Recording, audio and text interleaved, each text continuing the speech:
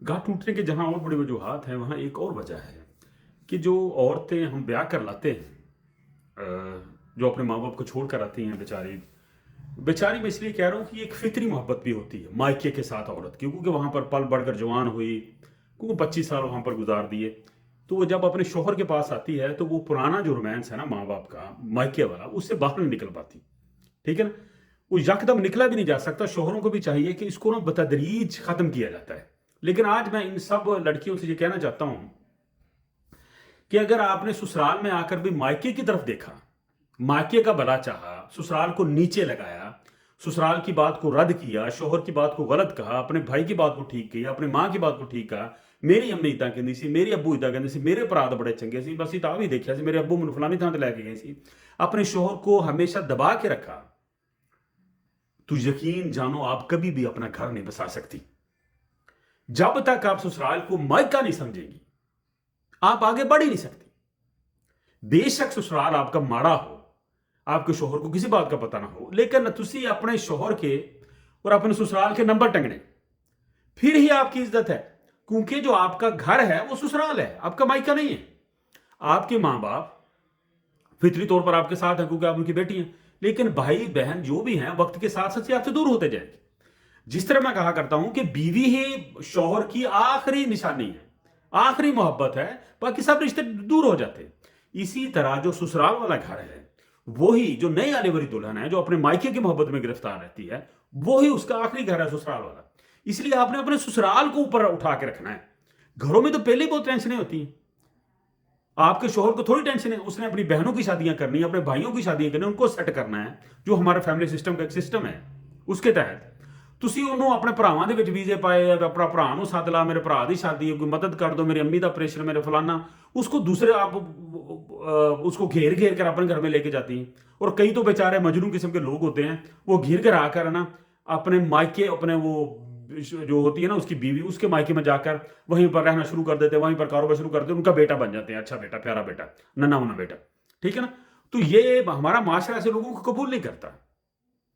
ये मैं इसको ना कोई इतनी अच्छी चीज, देखो ना, एक माँ बाप है आपके, आपको उन्होंने जवान किया, आपकी शादी कर दी, आप बेशक बखरे हो जाओ, लेकिन अपने माँ बाप के घर में रहे, अलग घर में रहे।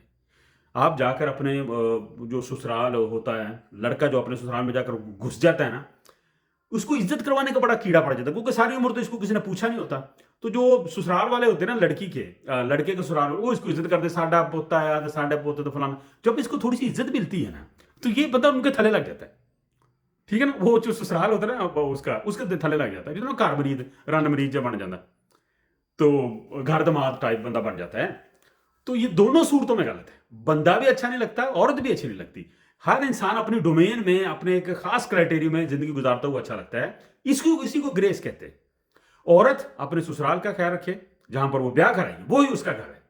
माँ के शाके कुछ नहीं, वो दूसरे तीसरे दर्जे पर है। ठीक है ना। आपने कोई अपने माँ बाप के मिलने भी जाना तो अपने बंदे को फोन करो, बाहर जहां भी है, भले आपको 10 बार पूछना पड़े, पूछ कर जाओ। इससे आपका शोहर खुश होता है कि मेरी बीवी मेरा कहना मानती। घर में आप बैठी हुई, आपने बाजार शॉपिंग करने के लिए जाना अपनी अम्मी के नाल, अपने बंदे को फोन करो, अम्मी बुला रही, मैं शॉपिंग करने जाना है, उन्हें कहना चल जाओ, उन्हें क्या कहना। लेकिन इससे बंदा खुश होता है कि मेरी बात मानती।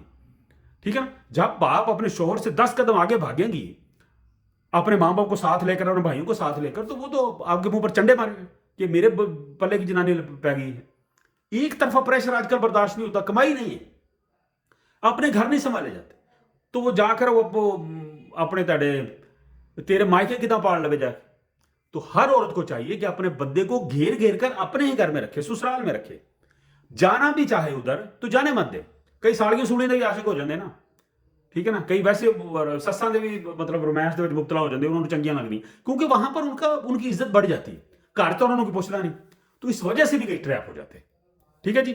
असल जिंदगी, जो जिंदगी का मजा है, जो हुसन है, जो बंदियाई है, वो ये है कि आप अपनी अपनी औरत जो है अपने ससुराल में, और जो मर्द है वो अपने घर में, यानी मर्द जो हो अपने ससुराल में जाकर एफिशिएंसी ना मारे, उनके मामलों में दखल ना दे, रोस रोस ना बैठे, मैं तुहानू क्या सिया ना करो, तुसी उत्थे क्यों कीता, मेरी तुसी गल नहीं बननी, मैं आया तो मैंने रोटी नहीं पूछी, मैंने कुछ नहीं, उनको भी इम्तिहान में मत ना लो। तू क्यों नोखा भैन तेरे व्याह लिया उन्होंने बेचारी अपनी कुड़ी। कई बंदे जो होते हैं ना, ये जवाई होते हैं, जो दामाद होते हैं, ये भैन चो सबाना तो बड़ा चढ़ दे भी तुहानू कुड़ी दे के उन्हें गलती कर ली। तेरे ना कोई सलाम नहीं लेंदा, तेन कुड़ी दे तू चबारे ते चढ़ गया। ये दुनिया जो है ना, दुनिया बेचारी अपनी बेटी को पता नहीं कितनी मुश्किल से ब्याहती है। और कई जो दामाद होते हैं ना, वो अपने घर, अपने जो उसके जो ससुराल वाले होते हैं, उनको इतना इम्तिहान में डालते हैं, इतना मुश्किल में डालते हैं, खाने से लेकर पीने तक, पानी तक, बिस्तरे तक, हर चीज को काउंट करते हैं और फिर अलामे देते हैं गंदी जनानियों की तरह। ठीक है जी। एक तो ये चीजें छोड़ दो, किसी को यार किसी पर बोझ ना बनो, अपना अपना संभालो भाई। बीवी आ गई आपके घर में, बीवी का घर उसका ससुराल है, शोहर वाला, उधर को रखो बस, पीछे ना देखे मुंह चक चक के। बीवी जो है, मर्द आपसे उकता जाएगा। और इसी तरह जो मर्द साहब हैं, जो दामाद साहब, वो भी अपने ससुराल में ना जाएं बाग बाग कर, उन्होंने गल्ला में दखलंदाजी करो। जो पूछता है उसको रीजनेबल मशवरा दो और अपनी दुनिया में जिंदगी करो, इसी में इज्जत है। बेवकूफो, दुआ में याद रखिए।